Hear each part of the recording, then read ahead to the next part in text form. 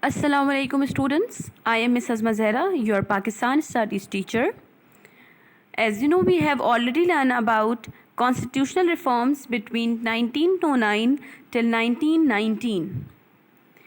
Today we will inshallah learn about the second part of the same topic, attempts at constitutional reforms, in which we learn about Simon Commission 1927, Nehru Report 1928, Jinnah's 14 point 1929.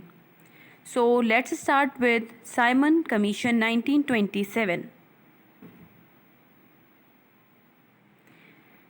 At the time of introducing the Montague-Calford reforms of 1919, the British government had declared that a commission would send to India after 10 years to examine the effects and operation of the constitutional reforms and to suggest more reforms for India.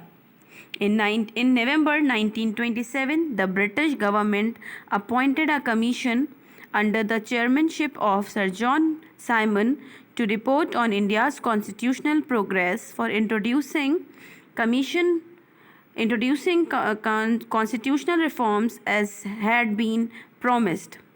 The major task of the commission was to examine the political condition of India for the introduction of constitutional reforms. So, the conservative government therefore decided to bring the date of the commission forward, and they brought the commission in 1927. It appointed a 7-man committee under the chairmanship of Sir John Simon to consider the situation in India. All members of the committee were British and not one of them was Indian. Not surprisingly, the composition of the committee was considered an insult in India, and all parties became convinced that they must settle their differences and work together in opposition to the Simon Commission. These are the features of the Simon Commission. Number 1, hierarchy in the provinces should be abolished and ministers should be made responsible to the provincial legislatures. At the center, a federal assembly would be constituted on the basis of representation of the provinces and other areas as per the population. The power of the central government and the provincial governors should be reduced. Federal system of government should be introduced in India. The right to vote should be extended to more people. What was the outcome of the Simon Commission? At its Madras session in December 1927, Congress decided that it would boycott the commission and called for mass demonstrations when the members of Simon Commission arrived in India.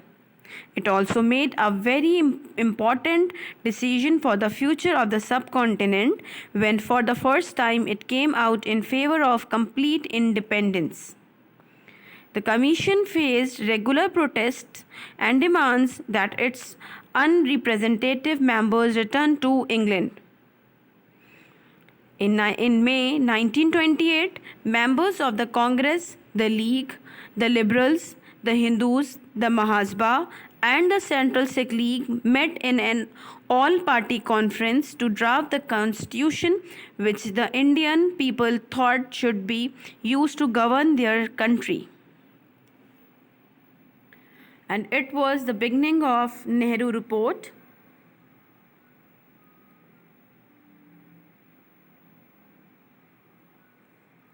These all are the impacts of Simon Commission.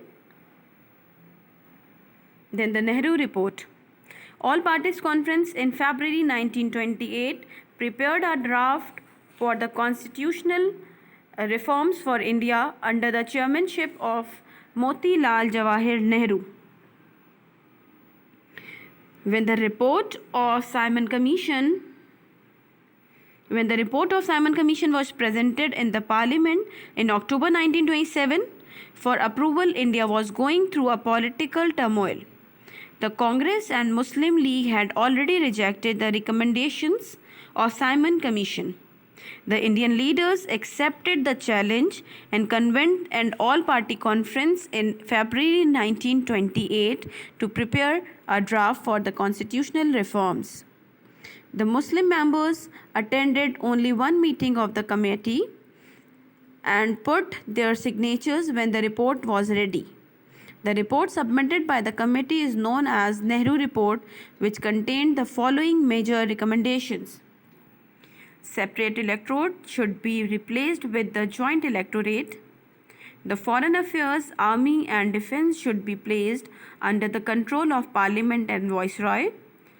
Full provincial status be given to NWFP and Balochistan. No one-third seats for the Muslims in Central Assembly. No reservation of seats for the Muslims in Punjab and Bengal.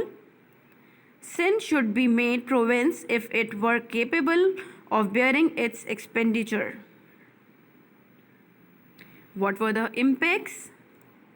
The Nehru Report clearly reflected the Hindu mind and was based on anti-Muslim and anti-Islam sentiments. An all-parties national conference was convened in Kolkata in December 1928 to consider the Nehru Report. Quaid-e-Azam proposed 3 amendments in the Nehru Report, which were as follows. 1/3 representation for Muslims in Central Legislature. Muslim representation in Punjab and Bengal on the basis of population. Residuary powers should be given to the provinces instead of central government. The amendments proposed by Quaid-e-Azam was very reasonable and did not reflect a sharp contrast of ideas and point of view.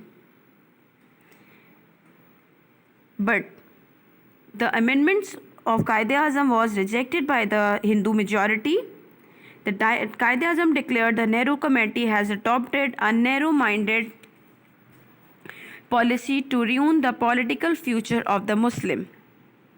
Then Quaid-e-Azam decided to give his own formula for the constitutional reforms in reply to the Nehru Report. He convened the meeting of Muslim League in 1929 in Delhi and gave his famous 14-point formula. While delivering his presidential address, Quaid-e-Azam declared that no constitution shall be accepted by the Muslims of India without 14 points, which were as follows.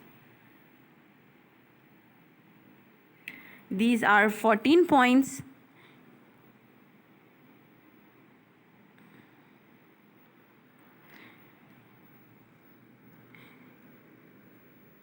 The reasonable and moderate demands contained in 14 points were rejected by Hindus, which further widened the gulf between the two communities. While the rejection of 14 points by Congress and other Hindu leaders, the Nehru Report was doomed. The Nehru Report created great deal of suspicions in Muslims who were now seriously thinking for the attainment of a separate homeland for themselves.